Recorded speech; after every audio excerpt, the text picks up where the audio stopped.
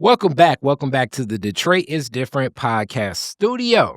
And here today, I have somebody that definitely has interacted in many works of community and actually partnered with Detroit is Different and myself. Probably even before Detroit is Different was even formed when I think about it.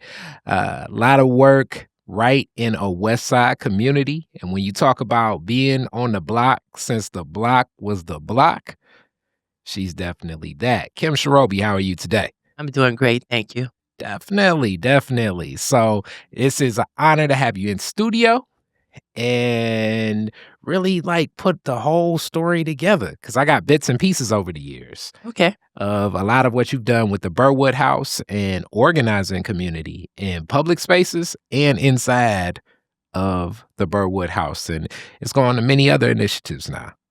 So that is big. But we're going to start how we always start. You and your Detroit story. How many generations deep is your family to the city? Ooh, good question. Two that I know of. Mm-hmm. My mother and father, then my generation. Um, so Detroit. Actually, I take it back. 3. Mm. My grandmother coming from Alabama, Plainsville, Okay. Alabama. Mm-hmm. Okay. Plainsville. And I said Plainsville. I'm sorry, Planterville, Mm-hmm. Alabama. Okay. Planterville. And a lot of folks come from Alabama up this way for the migration. Right. You ever been down that way? I've never been down that way. Okay. All right. So Alabama on up. And where did your grandma settle upon coming here? Well, what I remember is in what you all now call the North End. Mm-hmm. I don't know if it's always been the North End, but Brush and Woodward area. Okay. Brush and Woodward. And what about that community? What brought them up from Alabama? What was the call? You know what, Kari? I really don't know a lot, but I can tell you about my experience there in that neighborhood. And that's what I was just about to ask about. Did they stay there that long? And do you remember the community? Very well. So my mother lived with her mother and her brother and her aunt and her sister, my aunt. And they stayed on, I said, the Brush area, but it's really Bethune Street, right down the street from the horse stables on right up of Bethune and Woodward. They stayed there for my childhood all the way through. I knew the area well because my father lived around the block on Custard from my mother. So when we would visit my grandmother with my mom, we would go visit my father's parents and my grandparents. I say it like that because my father died at age 33. Wow. Very, very early. So often we were at my mother's, my grandparents, my mother's mother more than my father's parents. But we did visit. So I grew up in the area, visited often. Woodward, the Boulevard area. Had a lot of childhood memories going to the hardware store. All the stores and frequented all the stores and things that was in the area for many years. So throughout my childhood, my grandmother was very active on the block. She was a block club president. For real? Yeah, Lula White was her name. Lula White, and she was really well known for running her block club. She got us involved in activities very early on, from being engaged in community as well as community fashion shows and just parties and what have you. All right. I want to hear a lot about these fashion shows because it steps out and you remember that. With that, also from the framework of your grandma, you always remember her being involved in the block club? Absolutely. Yeah. And she would involve the whole family, not only her children, but her grandchildren and other people in the neighborhood. Okay. All right. So let's talk about the fashion shows and the parties and what you remember from that. How was it set up? What was happening? Who was in it? How did it go? Oh, wow. Who was in it? Well, I remember being in it. You were in it. I was in it. Okay, modeling. How old were you when you were your modeling debut? Oh, my modeling debut was probably about age, I would think around 7 or 8. Okay. And as I'm talking to you, I can see myself in a dress along with my sister, Mm. Valencia, Mhm. my grandmother in a very, tall church hat and a podium in the middle of the street. Hmm. Um, and, people just participating in that activity. Okay. And this was just a way to get community to pour in and celebrate one another. Right, absolutely. So it was a lot of the neighbors on the block, and I'm guessing a lot of the other kids that were involved in this. Other kids and, family. Okay. Mhm. I actually wanted to do a family fashion show. I think that that would be kind of cool, similar to the My Natural Hair show. So these ideas, nothing's new under the sun. It's how do we uplift community and family coming together? Right. Anyway, so whichever way we can come together and bond and, love on each other is key. Okay. So that was instilled at a very early age. Mhm. From what you remember in your grandmother being active in this work. And you said the whole family would be a part of this too. So Mhm. your mom and an extension, your aunties will be involved in this as well. What roles did they play and how did they take to a lot of the block club work themselves? Well, I can't really tell you exactly what the role they took as a young child, but I'm imagining, that they helped, just help organize. My mother was a very, good organizer, excellent manager, and she was, a secretary, and, just took I mean, excellent no, she had excellent penmanship. Hmm. I can imagine that my aunts the same because all of them became very active in their adulthood. So they took what they learned from, their mom and, transferred that over to their adulthood in their, neighborhoods once they left home. So my mother on Birwood Street, became the block club secretary. My aunt, I was thinking, because you asked what were their roles, she became very active. Um Shirley, well, my Aunt Shirley, she became very active in her school and her neighborhood in the Jeffries projects. Okay. Mhm.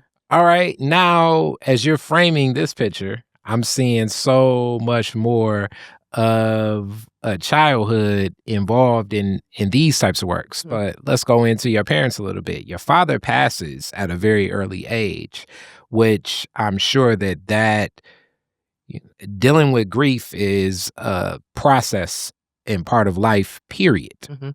Um, I don't know how old you are at the time and how your mom and everyone else around it functions from that. Do you remember as a child anything that stands out about what tools were progressive and constructive about dealing with grief? Hmm, what tools? Well, um, so yes. So community. So let me just, go back a little bit and share a little bit, about my father. So my father, as I said, passed at 33, and he was a artist. He was an advertising artist for, Hudson's and also, uh, Ford Motor Company. So, advertising artist is that he would do the creative marketing ads and Yeah. print media and whatnot, and works like that, even possibly billboards. Billboards, newspapers, all the above. Hmm. Um, airbrush, artists, those type of things. And when you asked about the tools, when I said community, I remember after his death, the people on his job, because I'm from a family of 9. Hmm. And so people on his job coming over and loving on us, family coming to us and loving on us. So the two is a part, what I believe is the relationships. So the other tool that came about was Social Security, believe it or not. So because we were young my mother had a Social Security check for each one of us. Mm. So that helped her make it through, as well as, getting a job because she did have 9 children. Okay. All right. And I love that you uplift that, as in Detroit is different, especially moving forward. I'm looking to gather a lot of that insight in those lessons that can be tools for the way that we deal with and approach some of the challenges that we know we'll face in life. And grief is certainly one of the challenges we're going to face the rest of our lives, Mhm. and knowing how to manage around that, and you seeing community as being a big piece and tool in that kit, really speaks to remaining present after the person passes. As we always hear at many services, it's not about right now, it's going to be possibly 3 months from now, 6 months from now, a year from now, 2 years from now, how that continues to function and where that stands for every person. Right. Um, yeah, and community is big. As you know, you mentioned, you asked earlier about what time was it when my, father died, what age? Mhm. And I'm remembering about 3 and a half. Mm. And so I grew up on a block called Birwood Street, and, many of the neighbors who live on the block have lived there for 40 or more years. And so my mother had an opportunity to, again, when I talk about getting support from neighbors, um, to have neighbors just pour into her. Um, she could talk to them.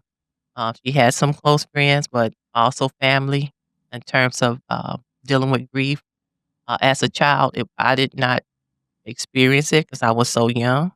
Um, but I can only imagine what my mother went through. Mm. So, big family. Mhm, 9. You all can almost play full court basketball against one another. You get your mom in there, it's you running. mhm. And now over to Burwood. What was the Burwood community like? What do you remember upon going there?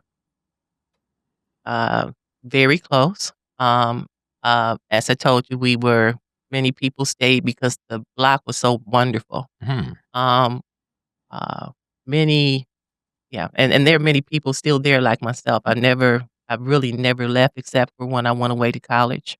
So my mother's peers still remain on the block, Hmm. many of them, and then even, now many of their children now own their home, and because our childhood was so good. We used to play, we fought too. So we played, fight, you play, you love each other.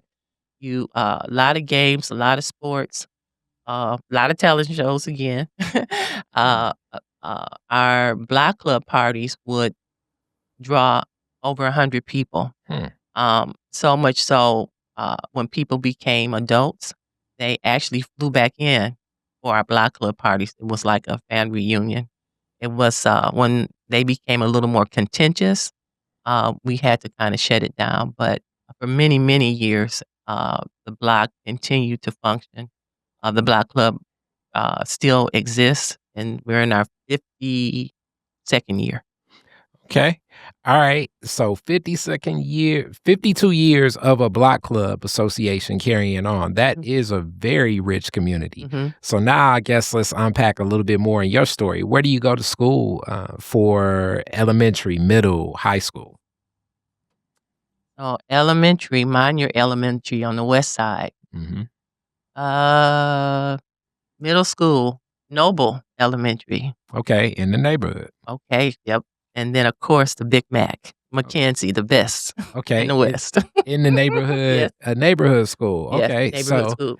so did most of your friends from, so, well, even before we get to friends, in the neighborhood, Mhm. brothers and sisters, how close of the 9 is everybody?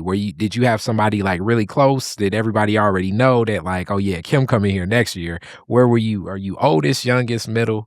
I'm number 6. Okay. I'm middle. Okay. Uh, so we're kinda broken up into 3 sets, so my older siblings kinda, like, were together. They're about 9 years older, 9, 8.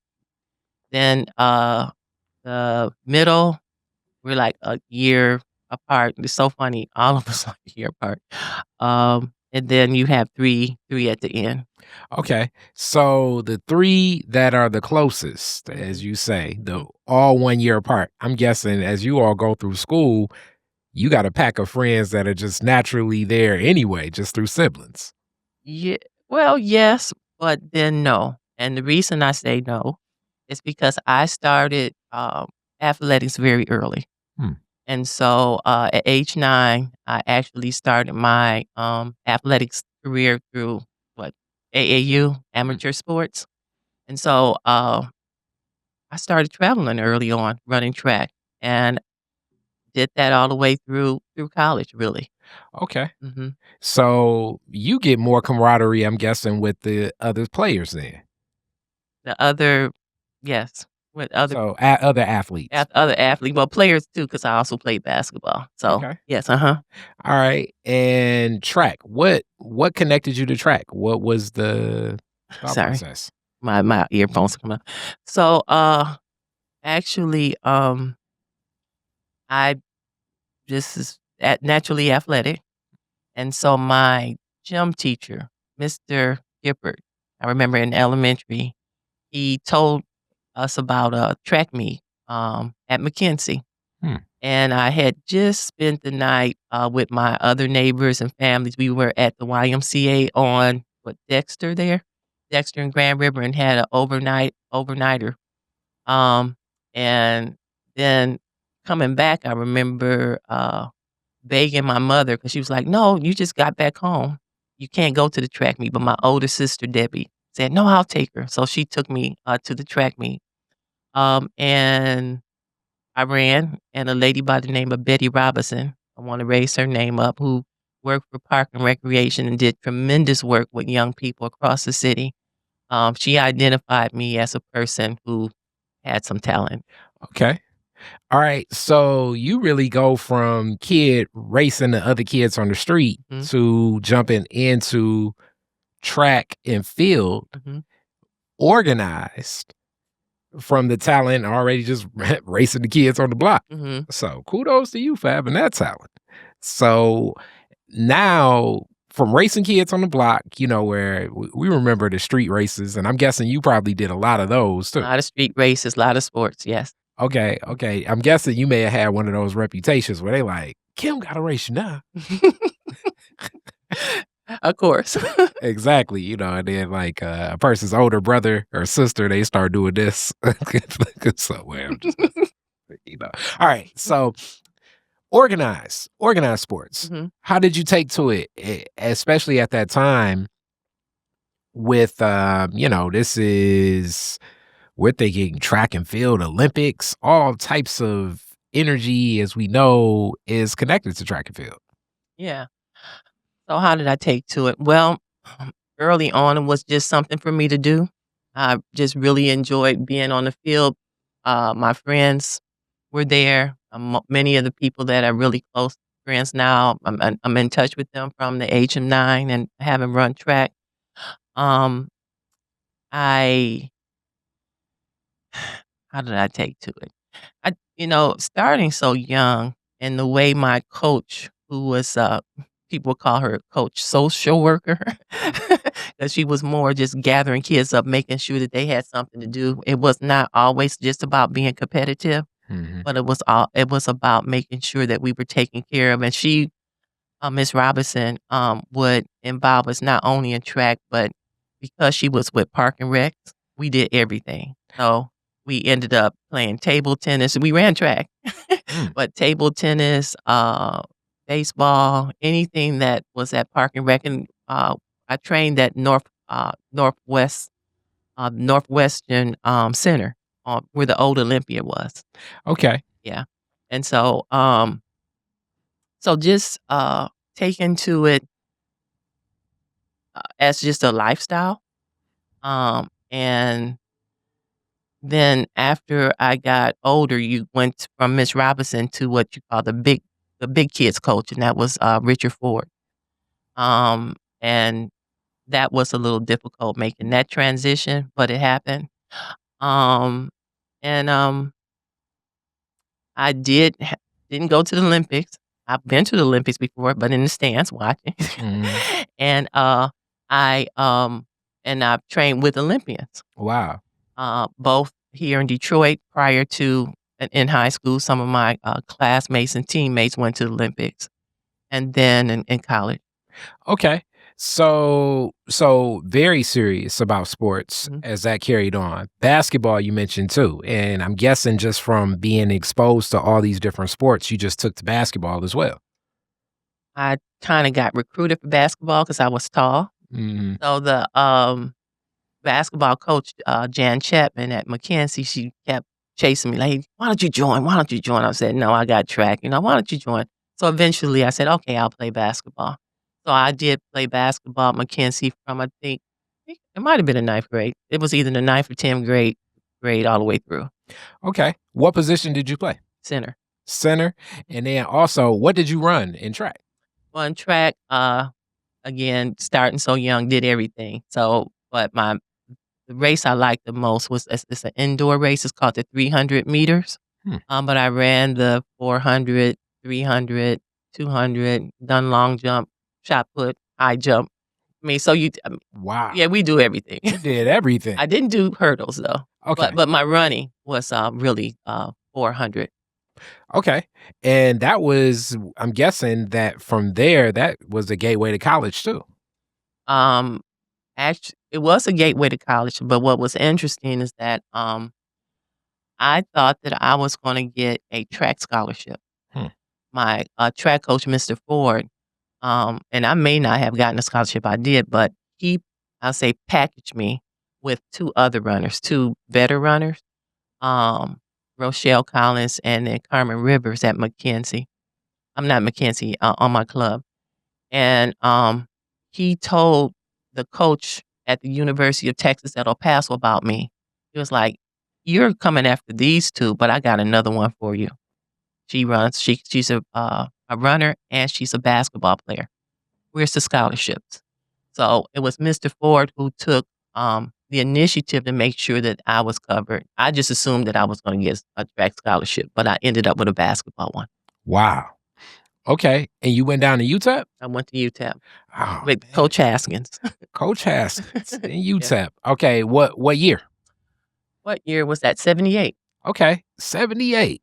All right, what was and it's a lot of things, I guess, in the Detroit story that are happening socially that I do wanna come back to, but nah, definitely, as so many people are in Texas now talking all about Texas, what was your immediate thought upon getting to Texas? It was different.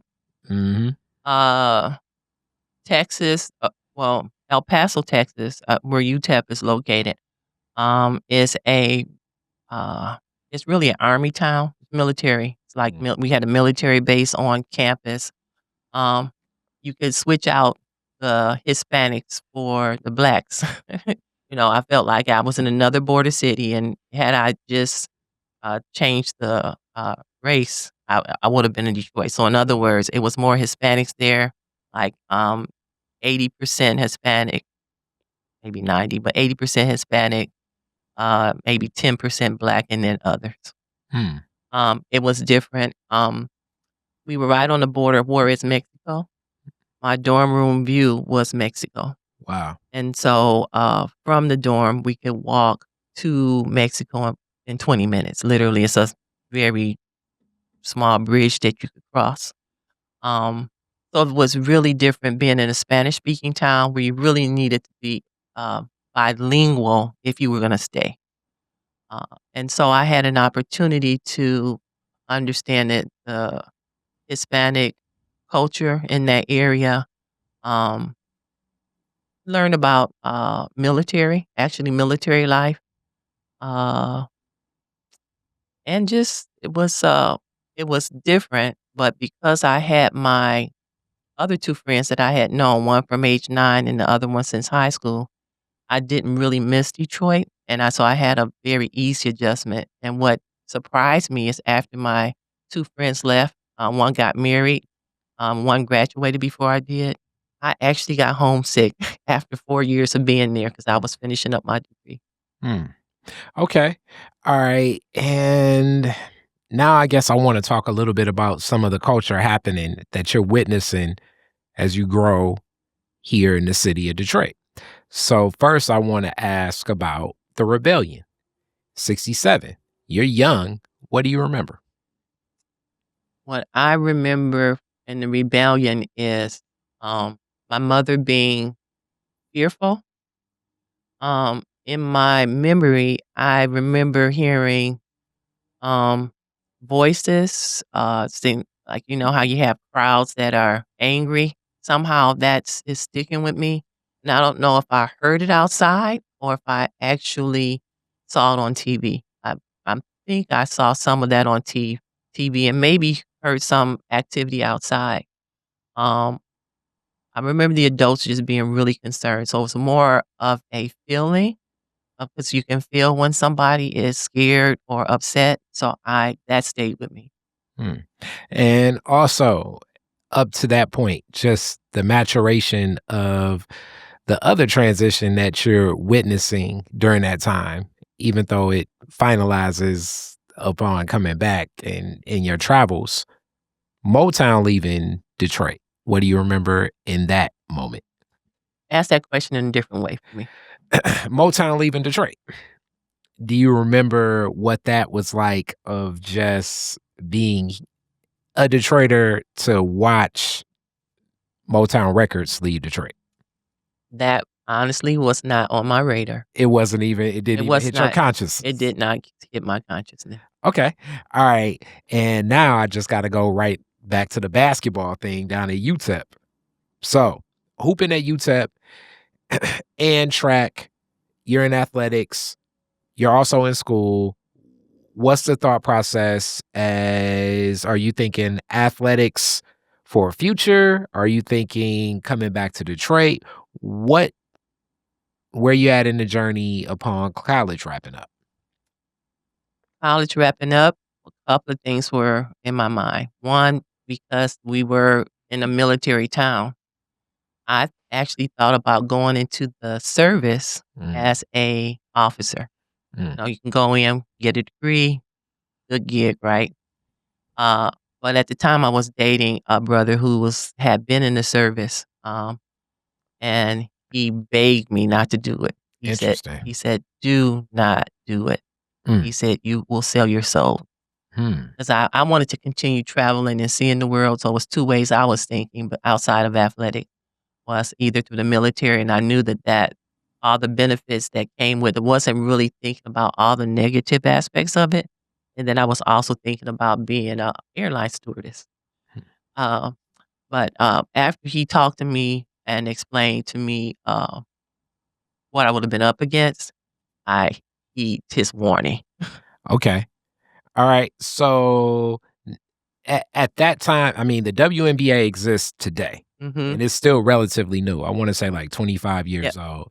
Mhm. There are professional leagues for women across the world that have been around for a while. I don't know at that time were they there. Some of this I know through Cheryl Miller uplifting things in her story. What was just the I guess the tone culturally around women athletics that you remember and America being prepared for it and supporting it? Mm. So, what I remember is professional women's athletics was just starting. They was just starting to talk about it. I understand later on in my, life, I understood that I was a benefactor of what they call Title IX. Title IX was the first time where women were really getting involved with sports, full scholarships, what have you. As a matter of fact, when I, attended, UTEP, the women in Texas were not playing full court, they were still playing, like, half court, so half of our team was playing, um, half court basketball where you had the dribblers and you had the shooters, Hmm, and then because I was confused, I was like, what's going on here?"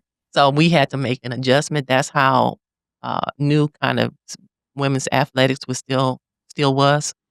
Um, but like I said, by the time that I was, leaving, there was, talk about professional, women's sports, which I actually honestly didn't think that that a professional women's team would make it because I felt women have babies. Mm. And because they had babies, I said, well, it was going to be a lot of interruption. I also knew that there was not a lot of support behind women's sports, and there still was a lot of bias where uh, people thought that if you were a lady, you were weak, or that it was masculine, but not a talent. So um, I personally never thought about being a professional basketball player, had no really strong desire, nor even a track athlete. Mm. Um, was not something that I wanted. Other people would say you should, but it was not something I wanted. What I was interested in, felt called to do was to come back home. I literally found I had a calling to come back home and do some work. Okay. So upon coming back, we're looking at like a mid 80s, early Mhm, 80s. mhm. What's the tone in Detroit? Did you feel it changed any? Because I know visiting is different than staying. Did you feel anything changed in that time you were in college, or more so was your lens a little bit different about how to look at Detroit? Mm. Well, definitely my lens was different coming back to Detroit. Having lived in El Paso in a totally different environment, um, I remember in some ways being a little depressed coming back to see how Detroit was devas kinda devastating and had changed, at least in my neighborhood. Um, when, after rebellion, there were a lot of changes in, people leaving and fleeing, white flight first and then black flight second. Um, so, uh, my neighborhood was more like a suburb initially, and then well manicured lawns, that kinda thing. Um But later on, there were a lot of physical changes. There were changes in resources, even for the schools. Um, a lot of things had changed. Mm. And so, I was trying to figure out how could I really help. Again, remember I told you I really felt called back. And so I remember, on my block talking to my mother and her peers and saying, "Hey, why don't we organize? And you have a background in um, gardening. Why don't you organize gardening? And you're good at this." And I'm trying to organize my mother's peers, and they looked at me and said, "We just want to retire and play cards and what have you." So I got disappointed, and so I stopped trying to organize them, and I went around the city and started volunteering for a lot of, nonprofit youth programs, Reggie McKenzie Foundation. Mm. I was involved with an initiative called, University Camp, where we sent young people to different universities, in the state of Michigan for a college campus experience. And that was an initiative that the Chambers of Commerce was, involved in. That was their philanthropic nonprofit part of the chambers.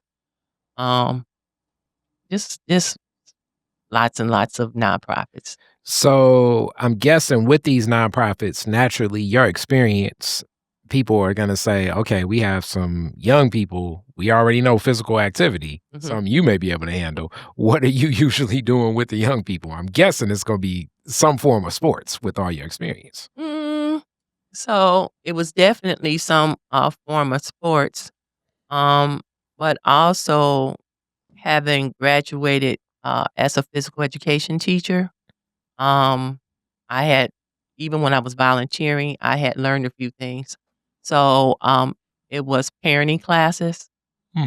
having parenting classes and, personal development. So it wasn't just sports, or was sports could be a tool, but whatever young people wanted to do, I remember creating a book that a lot of, young people benefited from, that had anything they wanted to do. I could tell them, "What do you wanna do? If you want music? Okay, I give you that. You want to go to another country?" So I collected a lot of resources, whatever a young person wanted to do, I tried to support that. Hmm. Okay. All right. And in this journey, engaging with young people from a volunteer level, back to like, I want to get some game from you. Mhm. Um, what would you say were the best ways that organizers would engage with you as a volunteer so that those that organize, such as myself and others, can be mindful of that person that is coming to volunteer their time? I'm gonna So how you mean now? Are you saying I'm or saying from then, what do you remember those experiences where it's like, this felt good? What did those organizers do to make that connection, to make that volunteering experience something that you felt appreciated and recognized and connected with? you said organizers? I guess that's why I am kinda stumped, like you said yourself. So it could be the Chamber of Commerce. It could be the block club, wherever you were volunteering. How did what made that experience best? What did they go about to impact that? Okay, if I'm understanding the question right, and I don't know why I'm having a hard time with this, but, just the it's always individualizing, based upon what a person is interested in. Finding out what, a individual wants to do, and just supporting that, getting together with like-minded people and, seeing what they, um, what how they're working together and also connecting up resources. Um, I met many people who were involved with young people, during the time I was really in my heyday, Imma say, with young people, and it was always about sitting down with them and seeing how we can be supportive of one another. Hmm. Okay. So I take that as really building that connection with the volunteer to see where their passion lies and matching them as best it fits the organization to engage with where the volunteer is at. Absolutely. Yeah, and that's really what, I think what my strength is. My One of my strengths is to, I'm gonna say, support the supporter or support the people who are actually doing the work, and not just that, but anybody and helping people to, again, find what they need, get what they need, and matching them up with, resources. Okay. All right. So this carries on, and you are phys ed teacher. Where are you teaching at phys ed? How long do you do it? What was that experience like? Mhm. Okay, so I'll go down the line. My first teaching job was at Edmondson Elementary School. Hmm. That's now called Woodbridge. Mhm. I think I stayed there about 10 years. Uh, and that was also the Jeffries Projects area, right? So the first experience was challenging because I had to learn how to really engage with the students, and just find my place. I remember a experience I had. I actually came behind, when I say came, I was hired after, um, unbeknownst to me, after a male, teacher who was pretty young, he had passed. Hmm. I did not know it. Hmm. And a lot of kids, they, really loved him. They were still grieving, and and not only were they grieving, staff was grieving. Hmm. It was, like, years later, I said, "Oh, that's what I was up against," because I, became, like, safety patrol leader and just I remember safety patrol and, hall monitors, that kinda thing, and I remember this young man, Chris, and I said, "Chris, there's something that's going on." I said, I know you like me. I know we get along, but it's a block here." And this is when I found out. And he all of a sudden said, and broke out and said, "It's because Mr. Jefferson died." And he just broke. I said, "Oh." Mm. And so my beginnings was kind of rough because I didn't know, and then only to find out that the assistant principal, that this person was also her relative. Mm. So I was up against some things that I didn't know about, but learned an awful lot, um, and had some wonderful years at the school. There were some great teachers. I learned a lot, and great family members, and still engaged with some of the students and family now. Okay. Um, we go over their house and eat. I mean, I really got deep with my students. What were I don't even remember phys ed from elementary like that. I just remember like recess. Hmm. What were some of the activities that you would lead with the young people, especially at elementary? And you had one heck of a mentor that showed you all a lot of Hmm. things. But what were you doing? What was the approach that you had to that? Did you have a lot of creative freedom as far as like what you wanted to do with the students? Absolutely, yeah. So I did everything with them. Hmm. And what I mean by that is I always wanted to expose my students to as many physical activities as possible. So we did basketball, we did golf, we did Hmm. badminton, we did shuffleboard, we did stilts, we did volleyball, whatever you name, hockey, Hmm. whatever you just a variety of things. What was important, besides the sports, was to make sure that their self-esteem was intact. A lot of young people and people have been damaged by phys ed because of how they approached it. Like, for instance, if you have a person who um, may not be as physically able, but a teacher pushes them and embarrasses them in front of a class, that becomes problematic. Hmm. Um, Also, making sure that I match their skill level up to their ability.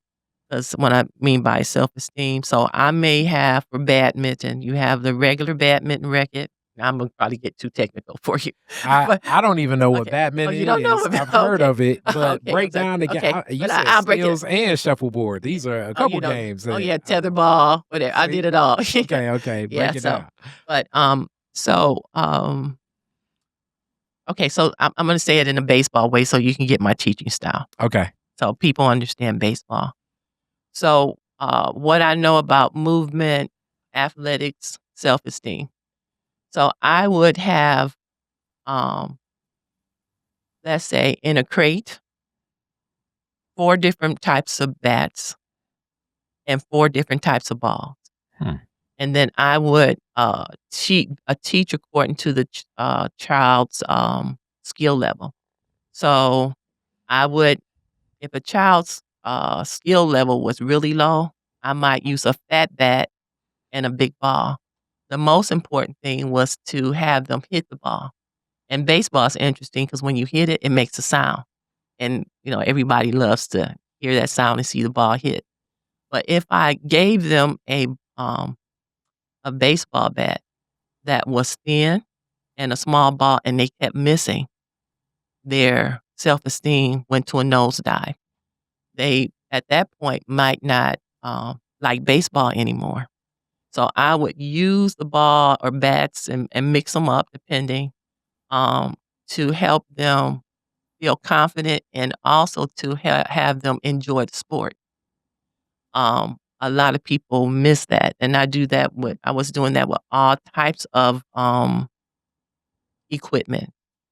You can do the same thing with the basketball. A lot of, students wanna use the regulation ball, but I would switch out, say, "Hey, use this volleyball," Mhm. and then say, "Just no, I wanna use it real bad." I said, "Okay, just use this ball and let's see how many baskets you can make." I would give them a choice. I would have the balls in there, and then at some point, once they start shooting with the, volleyball and it would go in the basket, they continued to use that until they were able to work that on their own. They could pick, because sometimes there were some students, no matter what, even if they missed, they still wanted to use the real ball Mhm. because they didn't get it. So switching things off, having them understand who they are, their skill level, um, and just to feel confident in themselves became really important. Okay. All right. I like that. So this is also, I guess, at that age, building that confidence, seeing that they can do something, winning and the accomplishment of that, that's building other character traits. Mhm.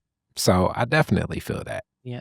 So during this time that you're teaching, where in community, and I know I may be fast forwarding here, because I know you through the Boggs Center. I know you from USEF. I know you from rest in peace, Ron Scott. Like, where is the community works with these revolutionary community organizers? How do you get introduced to that? Well, you said one of the names, so I'm gonna say it's two-way. Um, so one of the I got introduced to it, but, I in my youth, if you s in my youth experience with young people, I was, disturbed, honestly, Mm, by the fact that oftentimes young people would get a lot of attention and so much from adults, and they would take it for granted. That I start seeing where, um, there was, like we had so much, there was, like, no appreciation. It was like the word "thank you" or being grateful became an issue. Even I've noticed that as a athlete myself, how many people got scholarship and what coaches poured into them, and they wouldn't even send them a birthday card or say, "Check on them." mm, That disturbed me. mm. So, I had the same experience with many of the, organizations that I, volunteer for, and I said, "Something is missing." So that was something that was kinda bothering me And at this the this kind of goes to the question that you were thinking about framing and how to answer. Mhm, How do you pour into those that volunteer and remain present for you? How do you build that relationship where now it's reciprocity? You mhm. know, this person wants to be present and you're providing that goal, honoring that relationship is very key.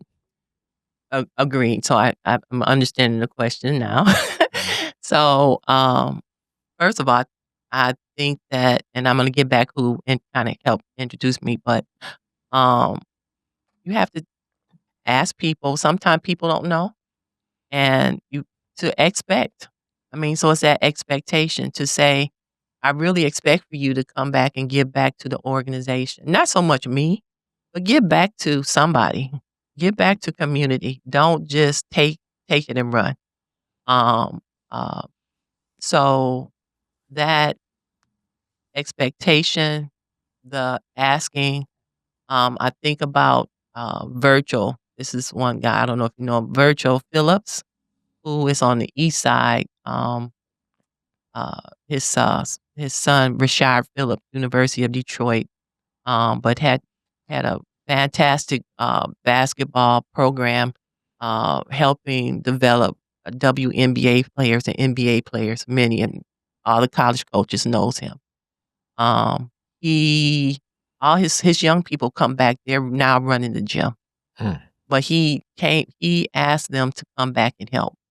So I think about Virgil a lot, when as that what it pertains to it. He expected that. So expectation is important. We have to teach people. Just for some people, it doesn't come natural. I know that now. Um, but the person. So that was one thing, one way I got there. But the other way was Ron Scott. Ron Scott was my neighbor. Hmm.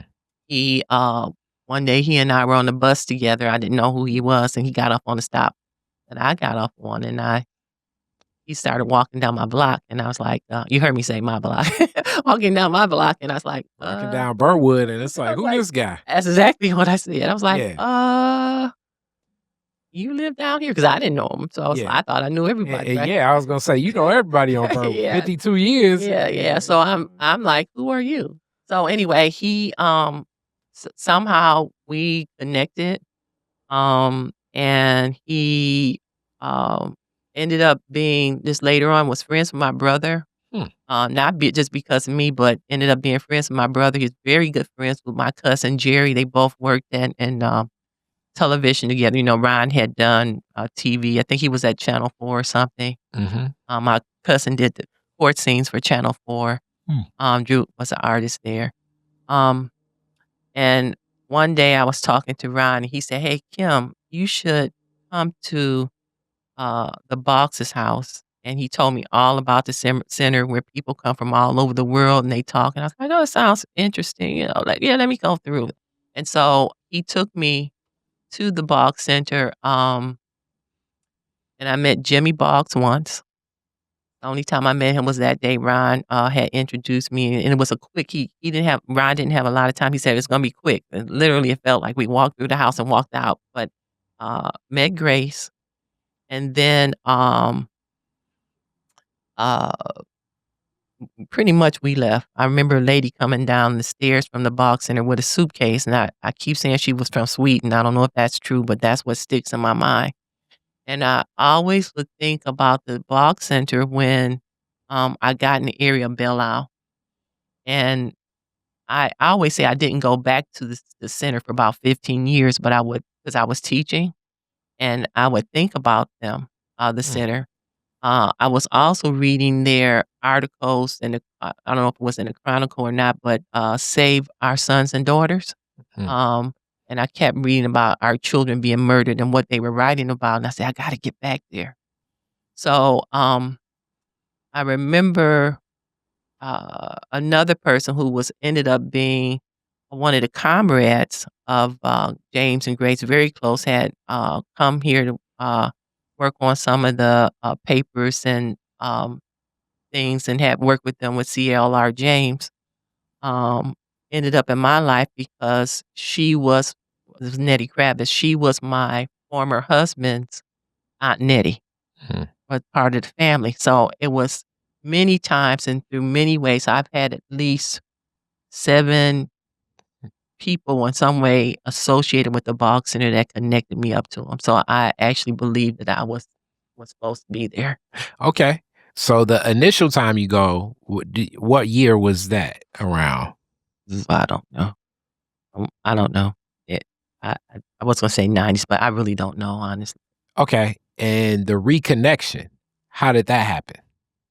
Grace's 91st birthday, I think, Nettie Kravitz invited me to Grace's birthday party, and so I Okay. went with her, and Grace would always say when she's at an event, "You all should use my marbles before I leave here," and so I took advantage, and so I heard her say that, and it was a lot of people at her party, and I'm kinda just intrigued and looking, and I, called her up, got in touch with her probably the next week, and was there talking to her, met with her, and really never left. I continued to the relationship. Okay. And from that relationship, now you've been involved in different aspects and seeing community your whole life. How does your lens begin to shift now that you're engaging and learning from Grace and others connected to the Boggs Center? How do you start seeing community and community organizing? So, all about relationships, Hmm. uh, all about, the looking at a lens through the both and world, um,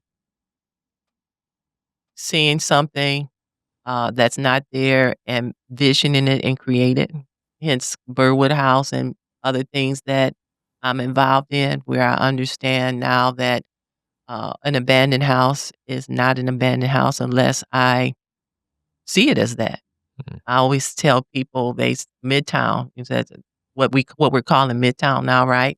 I said that was, the Cass Corridor. People would call it Skid Row, but it's now Midtown. Somebody had a vision of what that was.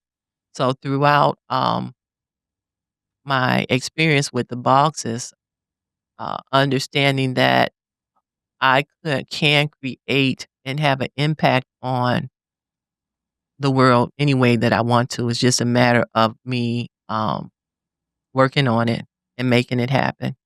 The other thing is, uh, I believe in collective leadership.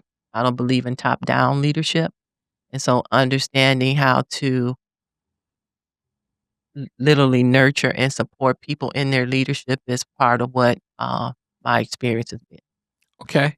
So now let's talk a little bit about Birwood House and how this vision has come to life and executed to so much more, pouring in now to a lot of what you've learned in community organizing and looking at collective leadership. What's happening to Birwood House? It's happening at the Birwood House.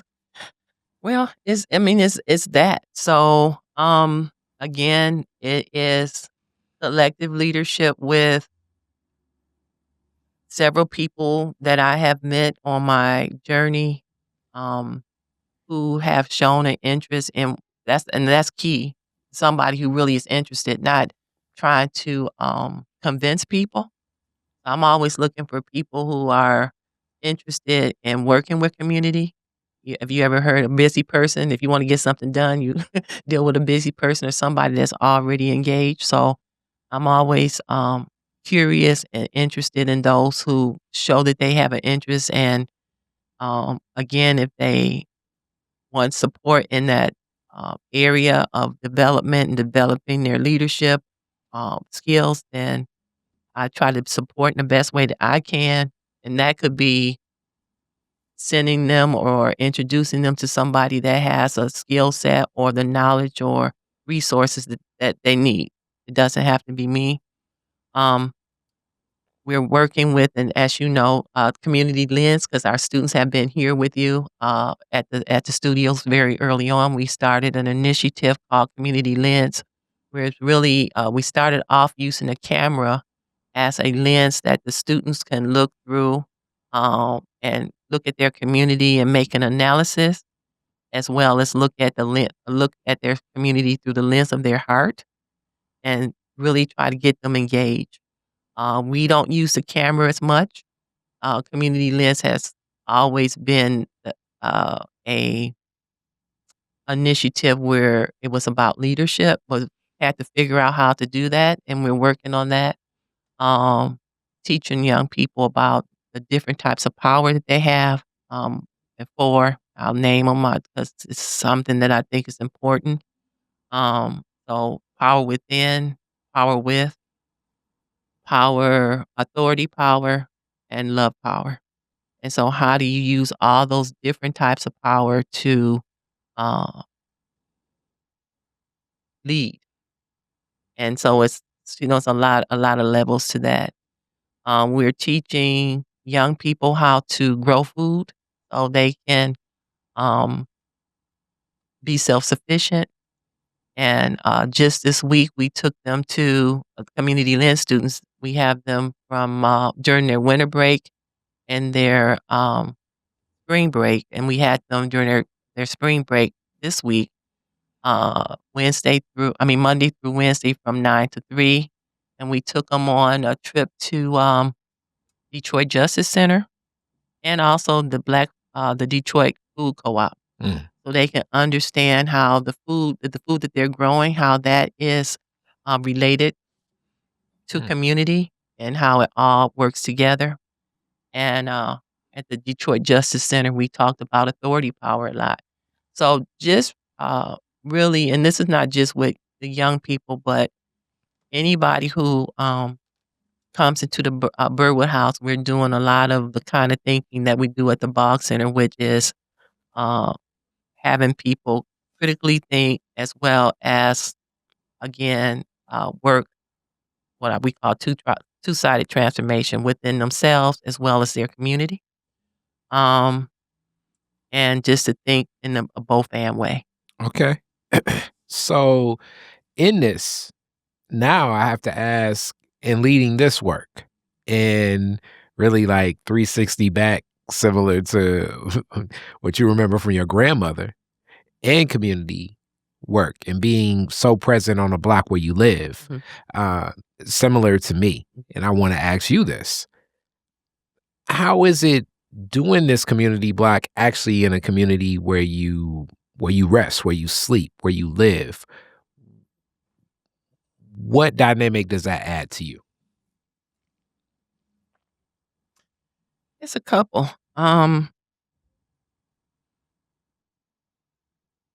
Huh, the the dynamic, um, I'm gonna say it this way. I actually find that it's a honor, actually, to have people um engage and even depend on you to some degree. Because I say to some degree because I try not to what I call enable people.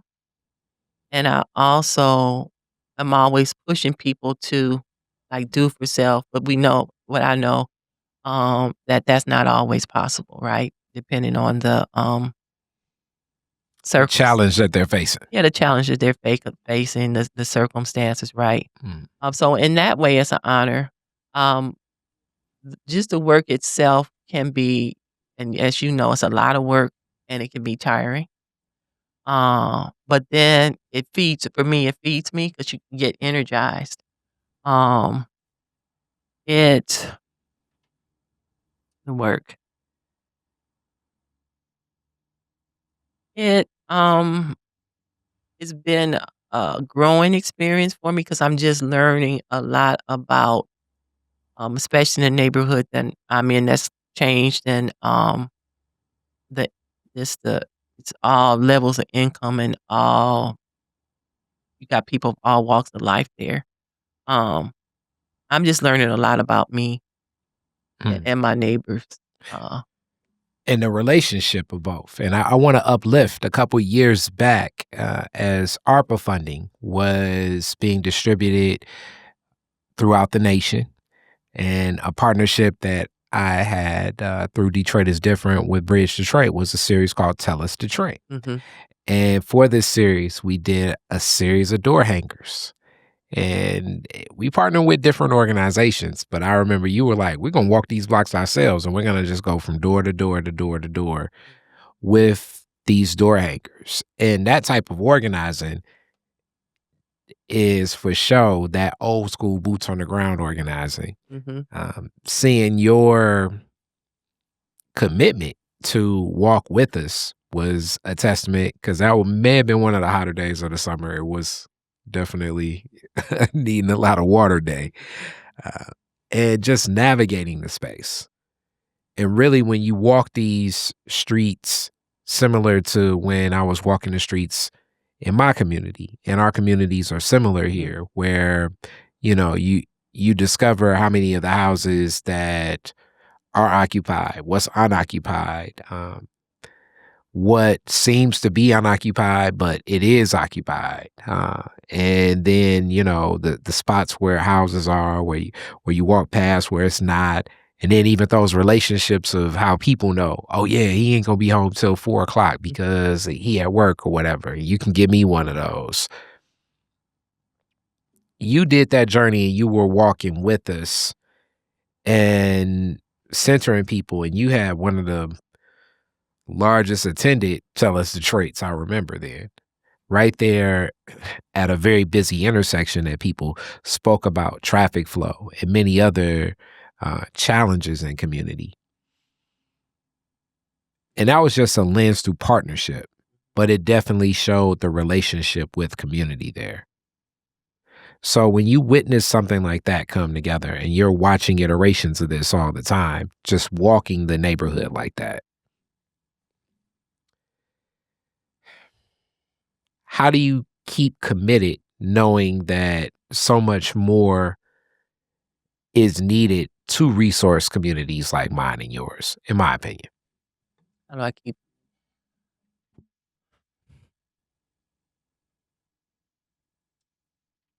Well, one way I keep committed is that, for me, nothing is guaranteed. Mhm. So I understand how America works too. So it's nothing guaranteed. And so what I'm committed about is believing that we residents, people, you and I can figure out what needs to be done. Um, Not only figure out what needs to be done, uh, when we're in like a moment like this, that's really scary for uh, many people, even me. Sometimes it's like these are scary moments. Don't have all the answers. Never will have all the answers. But what I know that I'm committed to is to um, continue to encourage people to be their better selves. Um, I could talk about all the inequities and the disrespect that we experience. And that's really good to give voice to. I think you do a great job of that. That's not my forte. Uh, that's that I do better one-on-ones and what have you. But um,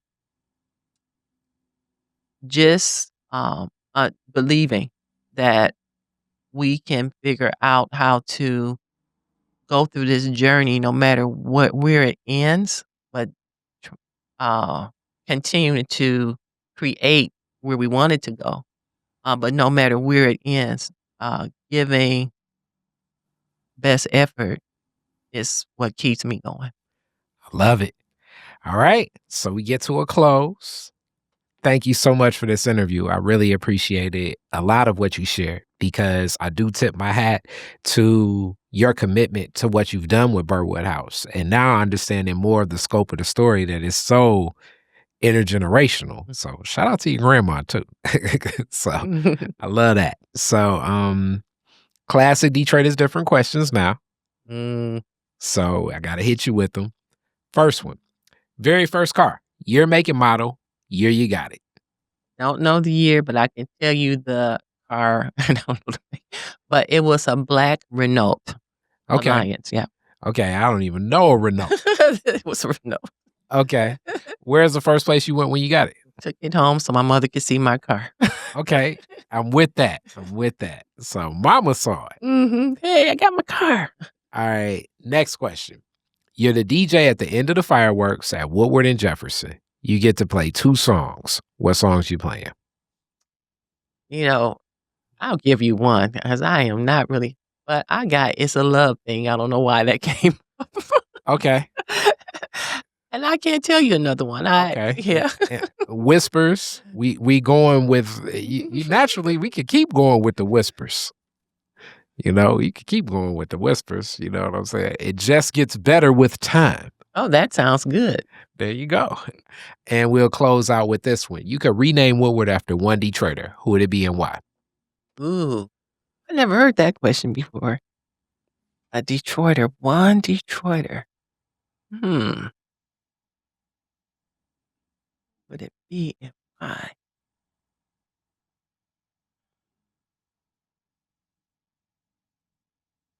We might be here forever. That I never heard you ask that question. I made it come ready. Um,